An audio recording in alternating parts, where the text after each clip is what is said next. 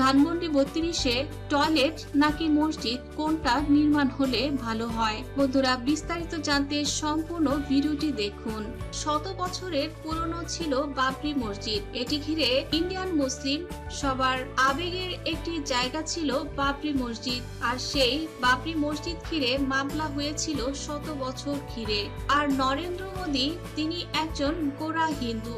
তিনি মুসলিমদের একদমই পছন্দ করতেন না। হিন্দুবাদী মোদী তিনি চাইলেন বাবরি মসজিদ থাকবে না, সেখানে রাম মন্দির হবে। কোর্ট থেকে তিনি রায় এনে বাবরি মসজিদ ঘুরিয়ে দিয়েছিলেন। এতে কান্নায় ভেঙে পড়েছিল লাখো লাখো কোটি কোটি ইন্ডিয়ান মুসলিম সহ সারা পৃথিবীর মুসলিম জনতা। সেই সময় অযোধ্যার রাম মন্দির এবং বাবরি মসজিদের দুটির ভিতরে কোনটা হবে এবং ওই স্থলে কোনটা পুনর্নির্মাণ হবে সেটা নিয়ে বেশ দ্বন্দ্ব চলছিল। তবে বাবরি মসজিদের চূড়ান্ত রায়ে বাবরি মসজিদ ভেঙে সেখানে রাম মন্দির করার নির্দেশ দিয়েছিলেন ভারতের বিচারপতি রঞ্জন গগৈ। আর সেই সময় রাম মন্দির নির্মাণের ঘোষণায় ব্যাপক প্রতিক্রিয়া জানিয়েছিলেন ভারত সহ বাংলাদেশ এবং পাকিস্তান সহ পৃথিবীর অন্যান্য মুসলিম কান্ট্রি। আর সেই সময় সবার ভিতরে মুখ খুলেছিলেন বাবরি মসজিদ রক্ষার্থে মিঠুন চক্রবর্তী। তিনি হিন্দু ধর্মের হয়েও তিনি মসজিদ ভাঙার পক্ষে ছিলেন না। সেই সময় মিঠুন, অঙ্কুশ, মমতা ব্যানার্জি সহ অনেকে বাবরি মসজিদ রক্ষার্থে নিজেদের সঁপে দিয়েছিলেন। তারা প্রাণপণ চেষ্টা করেছিলেন, যার ভিতরে বলিউডের তারকা সালমান খান, আমির খান, শাহরুখ খানও ছিলেন। এছাড়া পশ্চিমবঙ্গের মুখ্যমন্ত্রী মমতা ব্যানার্জি তিনিও বাবরি মসজিদ রক্ষার্থে প্রাণপণ চেষ্টা করেছিলেন। এত কিছুর পরেও বাবরি মসজিদ রক্ষা করা যায়নি।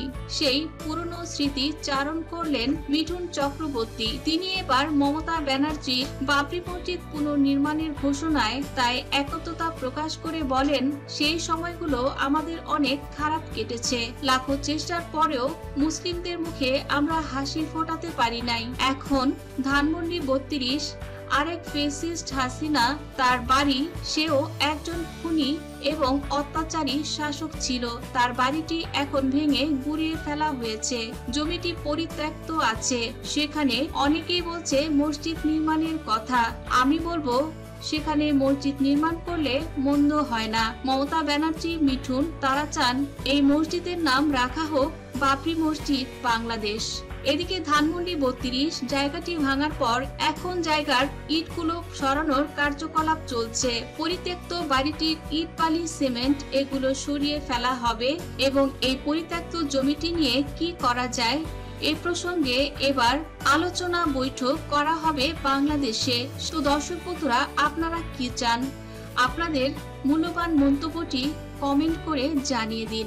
ভিডিওটি ভালো লাগলে লাইক, কমেন্ট, শেয়ার করুন। ধন্যবাদ।